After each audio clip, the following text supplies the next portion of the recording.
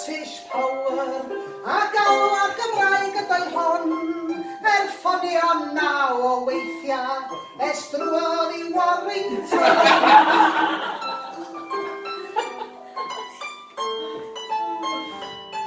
Mi ffoniais i drefnu peiriannydd o'r enw John, ond i mi ffonio'r lein Gymraeg ces ddraig o Warrington.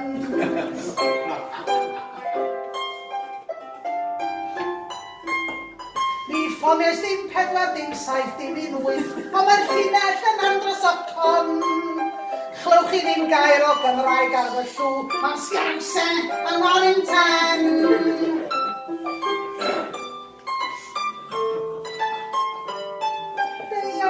Sawl eto a gwrando ar fiwsig reitlon, ond rolia digon gwachil yw cerddoriaeth Warrington.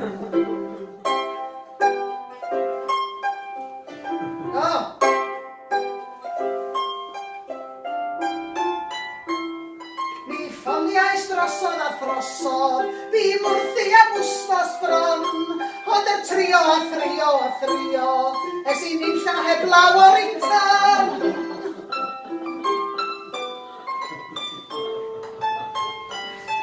Mi ffoniais eto echdo, a chais ateb gan dipyn o ddron. Methodd a derbyn a doeddwn am siarad a sais o Warrington.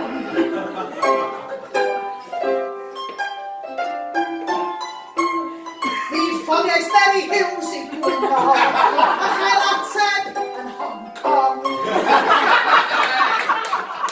Gan y dyn bach o bat a fail come to that, ond o'n i'n isio chwarae ping-pong.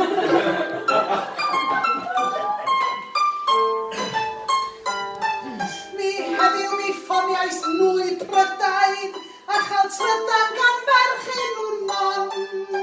Cew stwffio Scottish Power a stwffio Warrington.